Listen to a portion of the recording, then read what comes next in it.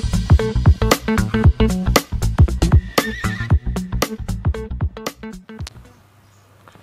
assalamualaikum warahmatullahi wabarakatuh. Senang sekali bertemu ya dengan Kang Mamai lagi di channel Hobby and Tobacco Review.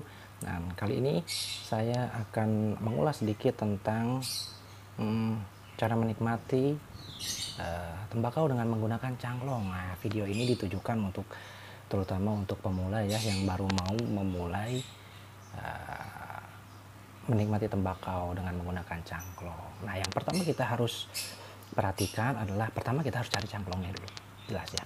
Nah, untuk pemula disarankan untuk memilih cangklong yang punya seng panjang ya, seperti ini. Saya punya contoh, ini adalah cangklong corn cob yang terbuat dari bonggol jagung. Lihat ini, ini enak sekali ya. Ini sampai hitam ini, kalau kata orang Sunda ini disebutnya mehong, saking enaknya. Nyaris setiap hari ini saya pakai. Jenis cangklong yang seperti ini bahkan bukan cuman pemula aja yang suka ya, karena memang memiliki cita rasa yang netral. Nah, karena netral ini cocok jadinya untuk pemula. Selain netral, dia juga ringan, tanpa beban. Nah, kalau kita mau mulai untuk menikmati cangklong, saya sarankan untuk menggunakan cangklong jenis corn cob seperti ini. Corn cob ini sebetulnya bukan kayu ya, bukan ya. Ini tuh sebetulnya bonggol jagung. Tapi meskipun bonggol jagung, ini keras. Nah, jadi dengan harga yang murah di pasaran bisa didapat dengan harga di bawah 150.000 dalam keadaan baru. Jadi untuk pemula ini sangat pas.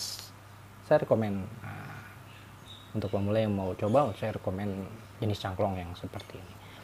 Baru selanjutnya kita bisa beralih ke yang lebih beragam ya. Ini contoh kayu briar, cangklong dengan kayu briar. Setelah kita punya cangklongnya, kenapa harus yang sengnya panjang? Ini sebetulnya untuk meminimalisir hawa panas ya. Karena untuk pencangklong pemula biasanya kalau tidak hati-hati, hawa panasnya bisa berlebihan dan itu bisa menimbulkan terbakar lidah atau tongue bite. Nah, kita meminimalisir itu, kita menggunakan cangklong yang sengnya stem ini agak panjang. Jadi hawa panasnya bisa direduksi. Di samping tentu selanjutnya kita akan mempelajari juga sambil berjalan bagaimana caranya supaya bowlnya ini tidak terlalu panas ke mulut gitu. Melalui dengan cara hisapan yang berbeda dengan cara merokok. Menikmati cangklong sangat berbeda dengan menikmati rokok ya. Rokok yang pasaran ya. Kenapa? Karena mencangklong itu bukan suatu hal yang instan, jadi membutuhkan proses. Ada step by step yang harus kita lalui dulu supaya kita bisa menikmati cangklong. Sesudah kita bahas tentang cangklongnya, kita sudah punya cangklongnya, kemudian kita beralih ke tembakaunya.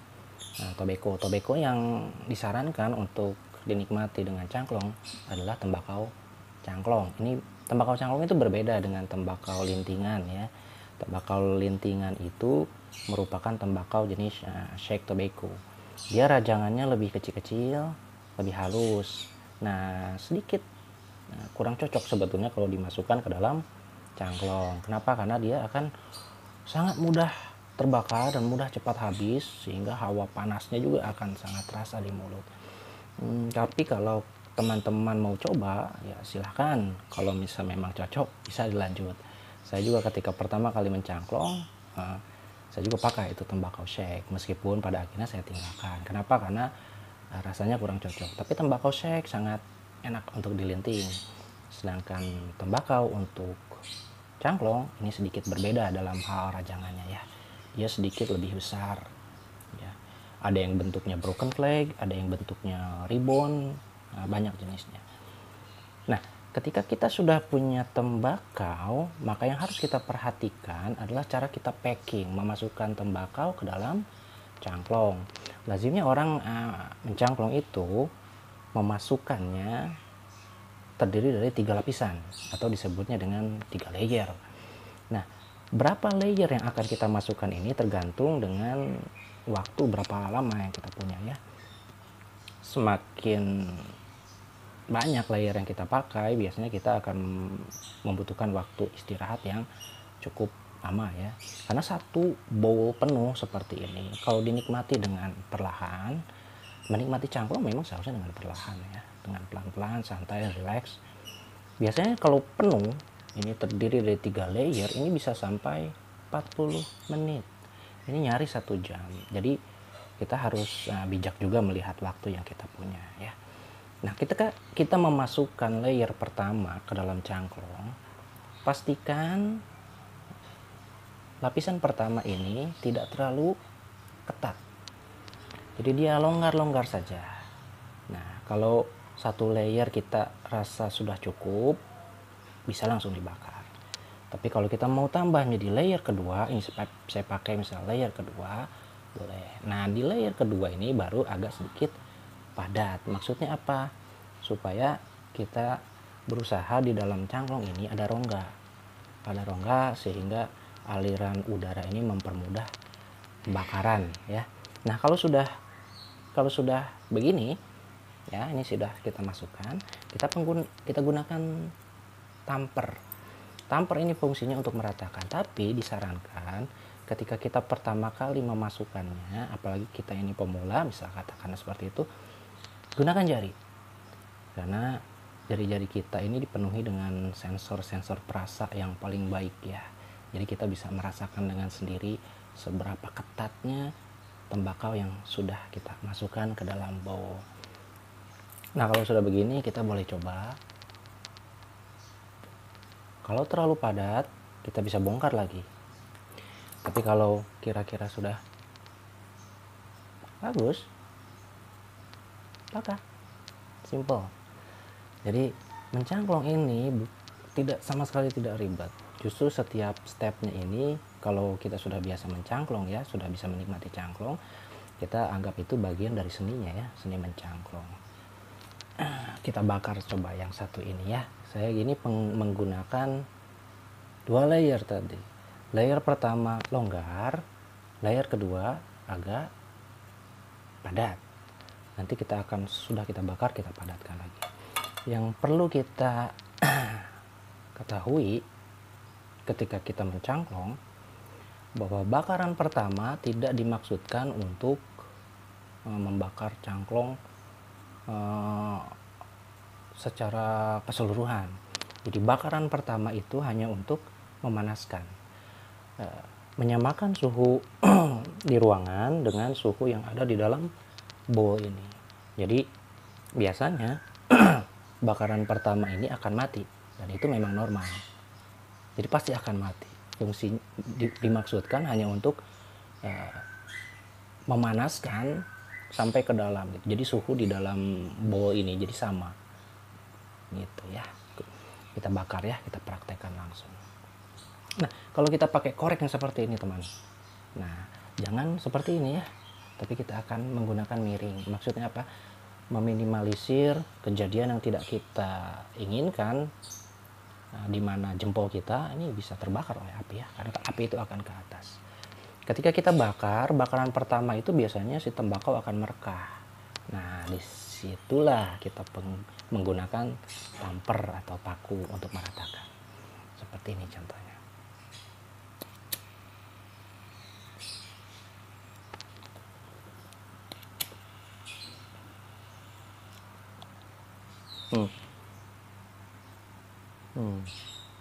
Mudah saja.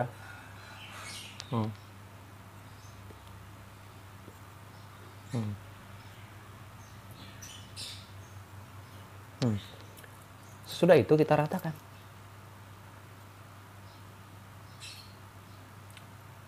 Pelan-pelan aja. Tidak usah terlalu kencang. Karena kalau terlalu kencang biasanya nanti akan lebih sulit ya ditariknya. Kemudian kita bakar lagi.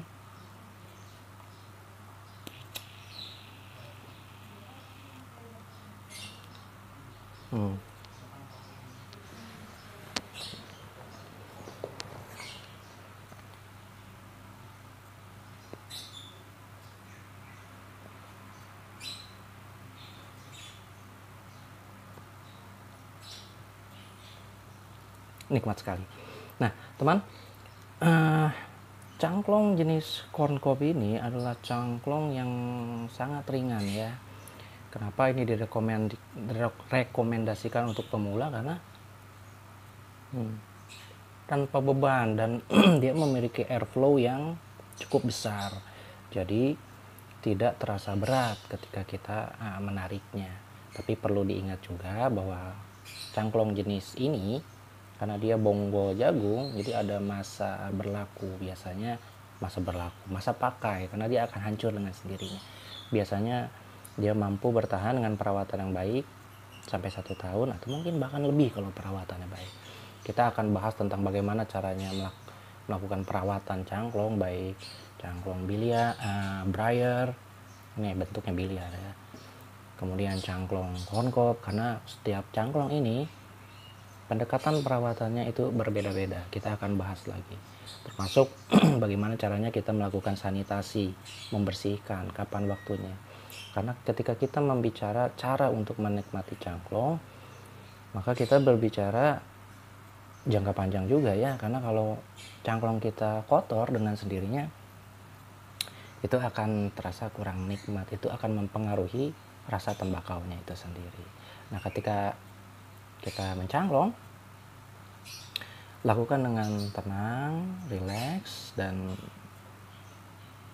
hisap dengan pelan-pelan. Kenapa?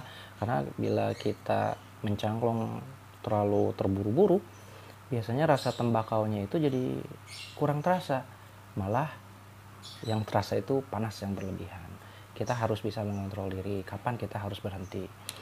Bila bowl di sini sudah terasa terlalu panas, kita bisa diamkan dulu selama 5 menit, kemudian untuk kita bakar lagi.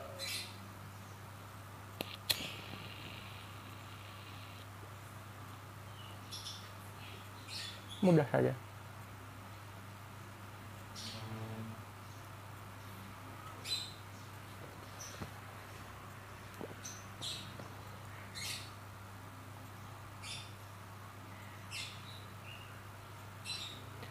Bila teman-teman sudah menemukan cara yang paling baik untuk mengatur tingkat kepadatan, nanti teman-teman bisa juga belajar cara mengatur ritme supaya